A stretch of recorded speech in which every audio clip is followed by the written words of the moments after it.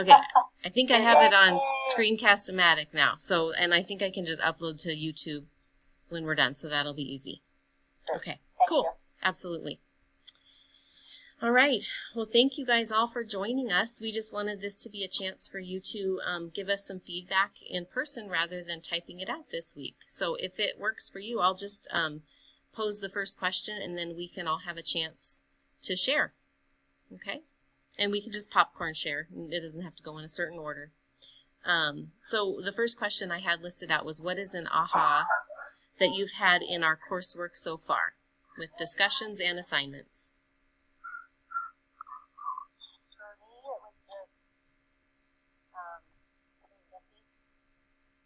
Okay.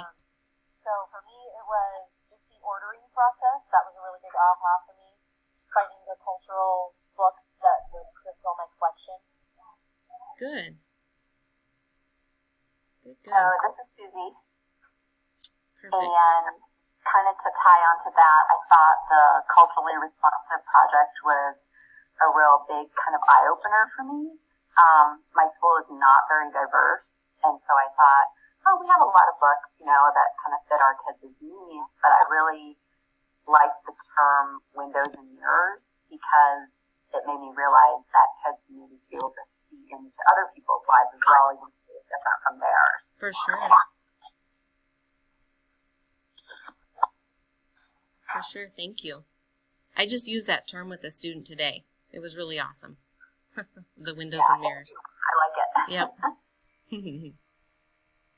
Mine kind of seems silly, but I'm new to the librarian side of things. My background is as a classroom teacher, and when I was developing my classroom library, I was always going for quantity. I always wanted a lot of books because I wanted them to always be having lots of options to read in the classroom. We did lots and lots of reading, and so just the idea of the collection really being like a living, thing that you really need to keep an eye on and always be mindful of what's in it and more of the quality over the quantity and paying attention to all these sort of different things. Like, all of these reading is new to me, and like you said, the sort of culturally responsive, some of that's new to me. And so just this idea of really that you always need to be sort of curating your collection has been a big aha for me. Good. Thank you so much. Welcome, Ashley. How are you? I'm good. I'm sorry. Good. You're fine. The meeting was starting in a few seconds, and then it never started. So. Okay. Don't worry about it. You're fine. No worries. Yeah. We're just kind of going around and sharing out our responses to the first question is just what is an aha you've had so far with coursework, and we can go in any order. So whoever would like to go. Yeah, we just wanted to greet you and welcome you to class. Yeah. So why don't you listen for a couple if you want to, and then whenever you want to jump in, you can. Yeah. Go ahead and go. Okay. So one of my ahas was with one of the articles on for this last project. And in the article they had people put out buckets of the different cultures that they wanted to learn about. And I just loved how interactive and visual that was. And I hadn't really thought of that as being more interactive than just having conversations, but having that visual out of the bucket that gets filled was a really cool idea to me. That's good. Yeah. Thank you.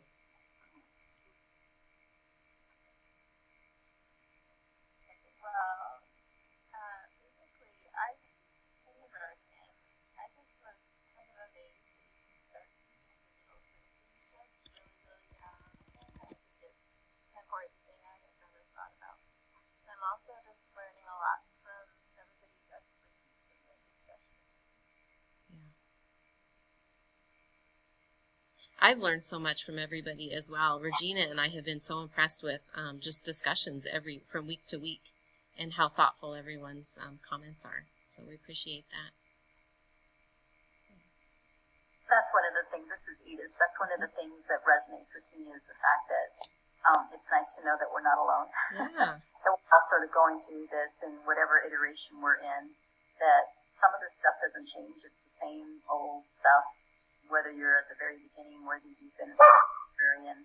And so I like that, this is not, it's a culture shock, I think, for me to go from classroom to especially to go from high school to, and preschool and all of those little sticky kids. Yeah.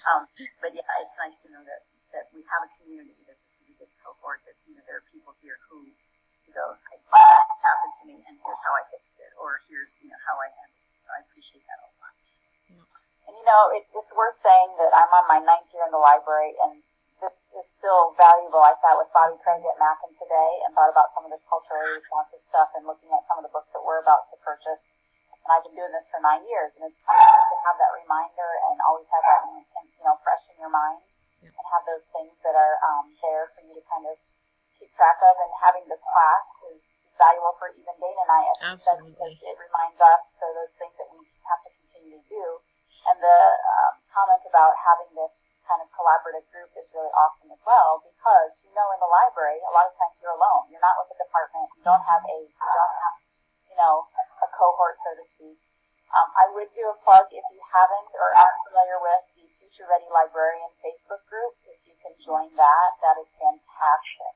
Mm-hmm. It's over 16,000 by now around the world, and the ideas and the things that are shared there is incredible. And the support when you have questions you can throw out, that's another great one that I find that, you don't have somebody in your own building to go to that knows exactly your job or what's going on, but you can kind of toss it out there through the Facebook group, and it's really, really valuable. Thank you. Yeah. I think librarians are some of the most helpful people in the world, and it's kind of a little bit of a secret identity, like when you're on the inside, you realize how helpful they are to each other, but not everybody in the world knows that. So, yeah.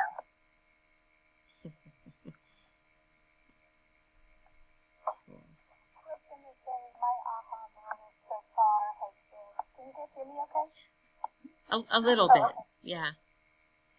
I don't know if my microphone got any better. That's okay, yeah. Okay. I've always kind of thought when I'm looking at cultural responsiveness, I tend to think cultures as far as races or from other countries, but to really recognize the cultures within my own school and making sure that we have books that represent all of those things, the gender identity. I just hadn't included that in my thought process with that culturally responsive of making sure it's not just ethnic-based. Sure. I guess I just haven't really been that conscious of that in my ordering until this year. Good. I know my Nancy, she's called media technician, but she's my clerk. She and I were talking today about how sometimes it's hard too to decide if it's a book that authentically has a character that's a different culture, or if the main character is black on purpose just to show what it's like to be black versus, an authentic use. So, I think there's also some gray areas with deciding whether you can you can see whether the author wrote it to be multicultural on purpose, or if it was just written and then it so happens to be that these characters are diverse, which is what I would prefer. But it's hard to tell the difference sometimes. Yeah.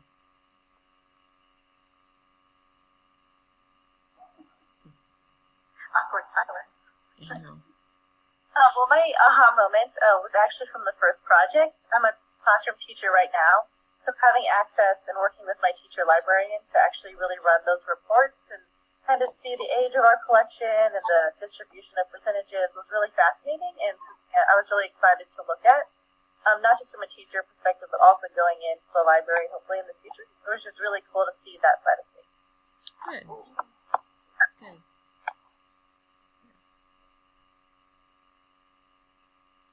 Awesome.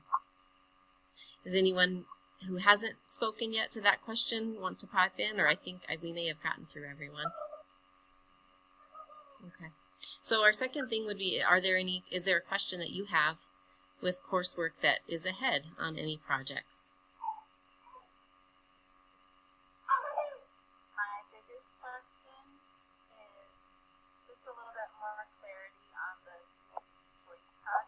Okay. That was mine too. So broad and so open.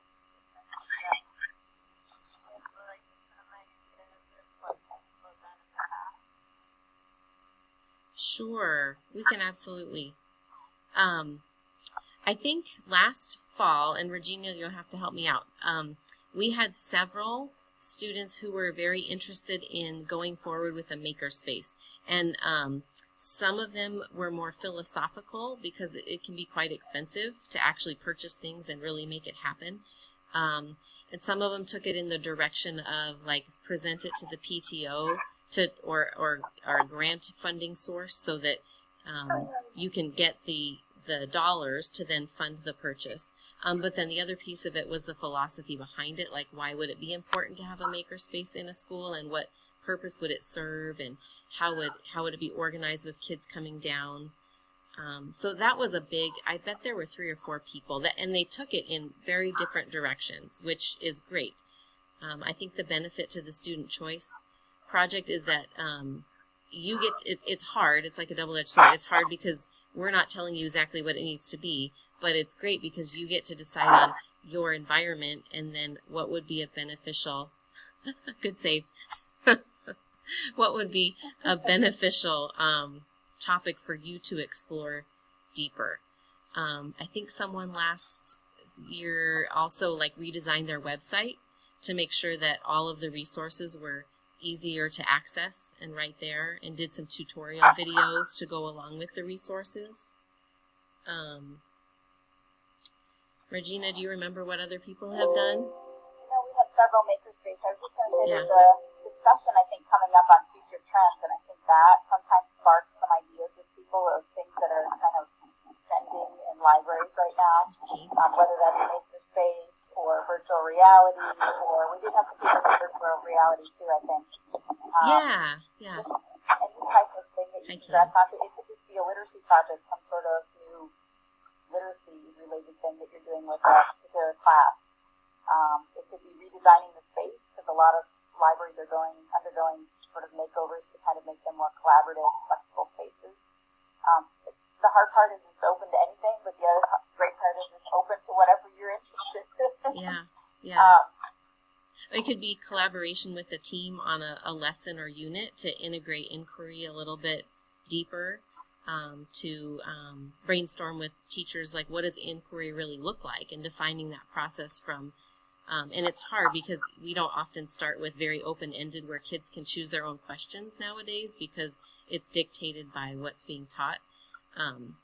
But how can we, help teachers to get kids to ask questions, identify keywords, search through sources, evaluate sources, take notes, put their ideas into their own writing, and then authentically share it out. So inquiry process is an idea.